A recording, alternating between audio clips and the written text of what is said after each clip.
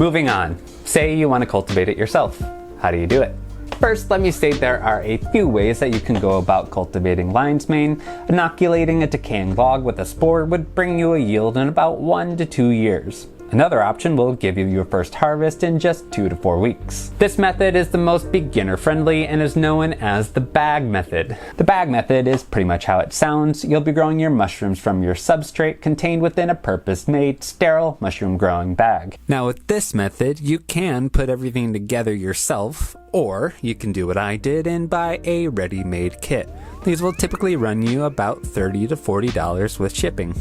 But if you're looking to do it from scratch, be advised that you do need a pressure cooker or else some other way of sterilizing your substrate. So if you're starting from scratch, you first need to get your hands on a lion's mane grain spawn, which you can get from a variety of dealers online. These usually go for about $10 to $20. You'll need some purpose-made mushroom growing bags. They're inexpensive, usually coming in around $10 for about 50 of them. Next, you'll need the supplies for your substrate, the material on which your lion's mane will grow. This will be a mixture of 5 cups hardwood pellets and 1 1/4 cups of either wheat bran or oat bran. In a bowl, you'll want to mix 6 cups of water with the wood pellets until the pellets dissolve into a sort of sawdust. Then add in your bran and mix. The resulting mixture should stick nicely together in a ball and yield little to no water when squeezed. Place the mixture into your grow bags and expel as much air as possible. Then seal the bags accordingly. Once the air has been expelled and the bag has been sealed, place the whole thing in your pressure cooker and sterilize for 2.5 hours at 15 psi. Afterwards, remove the bag from the pressure cooker and let it cool at room temperature for at least 8 hours. Be sure to keep this area as clean as possible. Next up, inoculation. First, you'll want to prepare by sterilizing everything that may come in contact with or near your substrate. Wipe down your countertop, clean any tools, and wash your hands. Then you'll need to weigh out each bag of substrate and calculate out 5% of that weight by multiplying it by 0.05.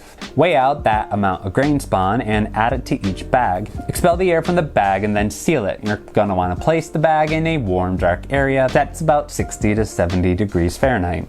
Leave the bag here for 2 weeks as the grain spawn colonizes the substrate. After colonization has been completed, use a sterile knife to cut 1 or 2 slits in the form of a cross in each bag where you want your mushroom to grow. Place the bag in a shady area and keep the bag humidified, spritzing it with water several times each day. The kit that I purchased came with a humidity tent, which is essentially just a plastic bag with a couple of holes in it.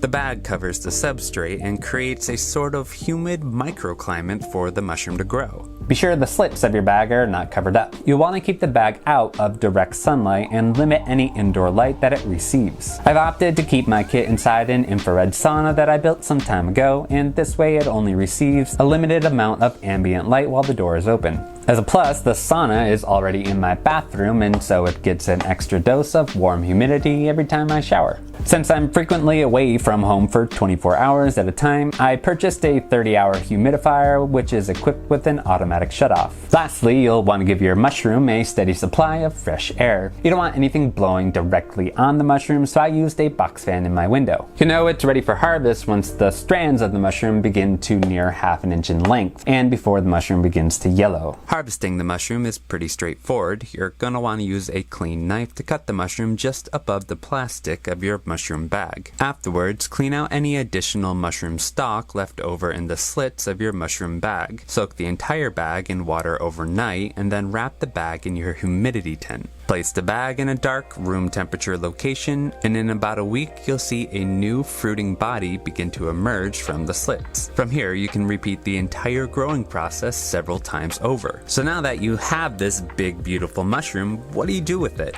Well, one option is to cook it up and let me know in the comments how you used it. But if you're looking for an end result that's more on the medicinal side of things, I'll be walking you through a simple step-by-step tutorial in creating a lion's mane tincture from scratch. Now, the following method utilizes a dual extraction. That is, we'll first create an extract using alcohol and then another with water. The reason being that the beta-glucans and additional polysaccharides contained within the mushroom are water soluble. Phytophenolics and terpenoids are alcohol soluble. These compounds work synergistically with each other for a more pronounced effect. So here's what you'll need for the tincture. You'll need lion's mane mushroom, preferably dried, a quart-sized jar, clear 80 proof alcohol or higher, a pot for boiling water, and some cheesecloth. Now it's not necessary to dry the mushroom, however fresh mushroom contains a lot of water and will kinda skew the concentration and volume of your final product. So I'd first recommend using an oven on its lowest setting, typically 150 to 200 degrees Fahrenheit, to dry any fresh mushrooms that you'd like to use. Cut the mushroom into thin slices, place them on a baking sheet, and heat for 1 to 2 hours. The end result should look something like this. You can also easily purchase dehydrated lion's mane mushroom online. Next, you're going to need to cut, break, or grind up your mushrooms so that a greater surface area will be exposed to the solvent, your alcohol. Cutting the mushroom is like trying to cut foam, and breaking it up by hand was inefficient, so I just tossed what I had into my blender, which worked out beautifully. Fill your quart jar halfway with the mushroom material, and then add enough alcohol so that it sits just above the mushroom line. Cap it and store it in a dark room temperature location such as a cabinet.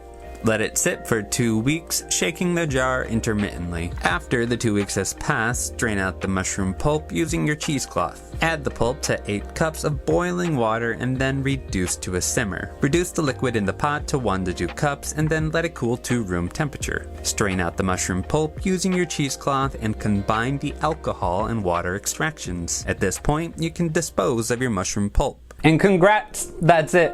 You can add your extraction to smaller vials for ease of use, or just leave it in the jar, although you're gonna need some way of measuring out about 1 to 2 milliliters for each dose. If you move the extract over to smaller vials, then I'd take 1 to 2 dropperfuls a day. I take most tincture sublingually, letting it sit underneath my tongue for 30 to 60 seconds before swallowing, which allows you to get the most out of your tincture, as any biomolecules capable of entering your bloodstream will do so directly. Sometimes doing this with an alcohol extract can be uncomfortable and burn a little, so it's perfectly okay to swallow the tincture whole or put it in some kind of juice to drink.